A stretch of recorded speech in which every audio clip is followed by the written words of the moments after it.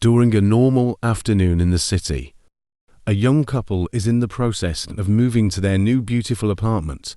They have plenty of boxes of their own to unpack, but they are surprised to discover that the landlord left behind an old funky refrigerator. Gail is not impressed at all, but Rob finds it very interesting, because this old model has the motor above instead of underneath like modern models. He explains that hot air rises, so it does not make sense to put the motor underneath the refrigerator because it allows the hot air to go up in the machine. But Gail does not care and just agrees to whatever he says to humor him. Afterward, Gail takes out a bottle of wine to share with her husband, and Rob excitedly opens the fridge to get ice. He discovers that the freezer is full of old disgusting frost, and compares it to Superman's Fortress of Solitude. After pulling with all his strength, he manages to barely get just a little ice cube out of it. Then the couple shares a toast to their new life together. But before Rob can take a sip of his drink, he notices there is something weird inside the ice. He grabs it to look at it more closely, and asks Gail if he's seeing things, but Gail confirms she's seeing something too, to be sure.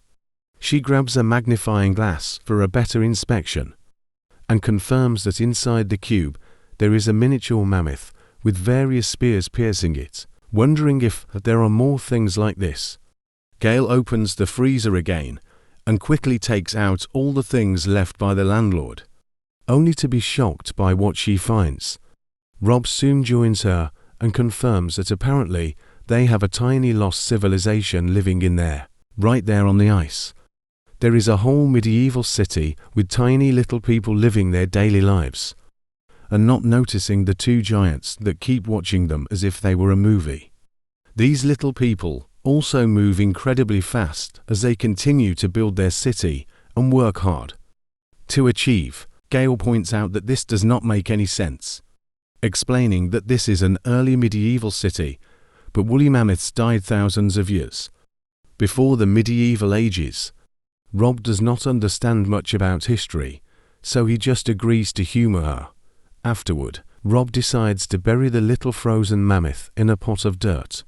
It seems this has made him very sad, so Gail tries to cheer him up by saying the tiny animal will be good fertilizer. But Rob thinks it is too soon for jokes. Soon curiosity gets the better of them, and the couple checks the freezer again, only to be shocked by what they find next. The tiny civilization has evolved at a drastic speed, and it is now going through the Industrial Revolution, which includes all kinds of buildings, like factories and roads getting built all over the ice and filling the freezer with smoke. Since the couple had only been gone for 10 minutes, but decades passed for their little people, Gail reaches the conclusion time moves faster inside the freezer, and Rob is disappointed when he realizes they have missed the Renaissance period. As Rob watches two little men sitting next to a building under construction, he finds himself wondering if the tiny people see them as gods. However, the two little men are actually making fun of the couple. They find their giant faces hilarious and are annoyed by the broccoli stuck in Gail's teeth, because they have been looking at it all day. It takes only a few seconds for the little civilization to start changing again, and now modernized buildings are being built at great speed. Rob notices things flying around, and Gail realizes they are airplanes. She also notices the new skyscrapers, making her reach the conclusion that the little civilization has reached the present time. Rob agrees when he notices a Starbucks store, confirming this brand truly shows up everywhere. Then Rob notices something strange and comes closer for a better look.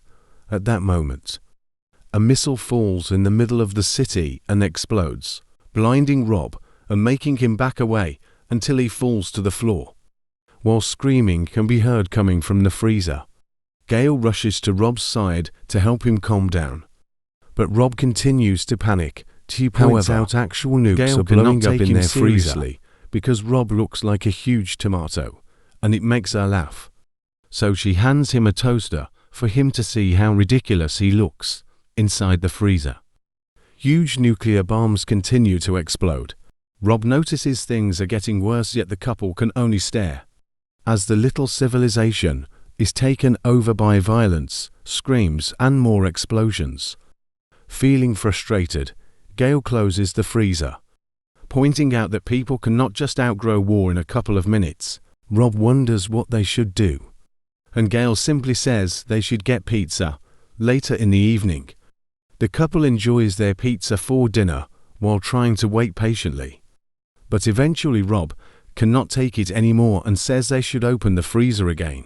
Gail reminds him that they need to accept the possibility the civilization did not make it, but Rob goes to open the freezer anyway. Surprisingly, the little civilization has become a futuristic city full of bright lights and flying cars that remind Gail of Emerald City from The Wizard of Oz. Rob is in awe at how beautiful and advanced everything is. And at that moment, a building emerges right in front of them, which reminds Rob of an adult toy. A huge pyramid-like structure also pops up in the middle of the tiny city, growing tall as bridges connect all around it to get energy from other buildings. However, the structure suddenly transforms into a diamond-shaped fortification that glows so brightly that it has to consume the whole city until it explodes. The resulting glow looks like a star and ejects beautiful dashes of light that begin to fly around the couple's kitchen, lighting up every corner as Rob and Gail watch with fascination and big smiles. Their theory is that little people may have discovered how to travel through space and time. Afterward, the lights return to the freezer and gather into a sphere before outright disappearing. Rob and Gail go from smiling to looking quite sad and confused. And when Rob wonders if the little people will ever return, Gail says it is unlikely. Feeling the need to grieve, Rob pulls the refrigerator's plug as a way to move on and accept the little people are gone. Gail gives him a hug to comfort him before closing the freezer. Deciding they are done for today, the next morning, Rob makes coffee and shares it with Gail. Although they do not say a word, it is quite obvious they cannot stop thinking about the tiny civilization in the freezer.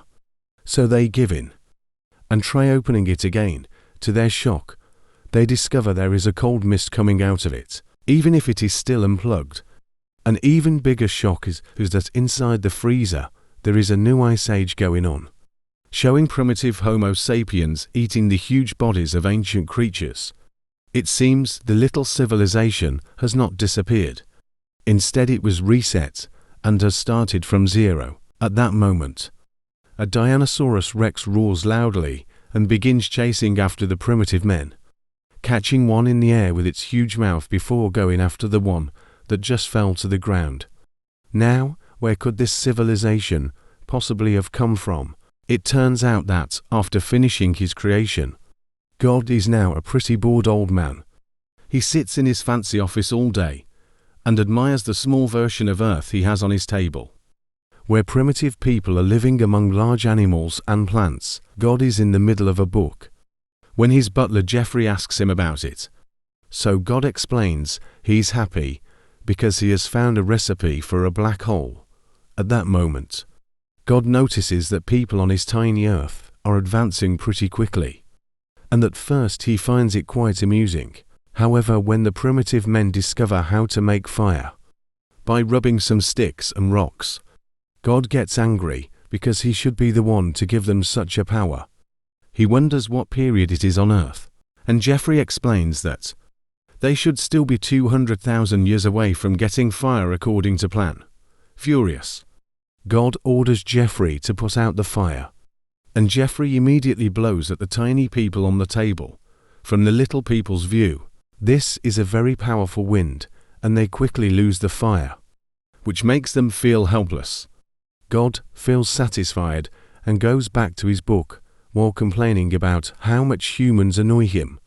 Then God orders Jeffrey to drive the little people into a cave. So Jeffrey swipes his hand over the small Earth's ground, which scares the elephants. These huge animals begin running around and frighten the humans.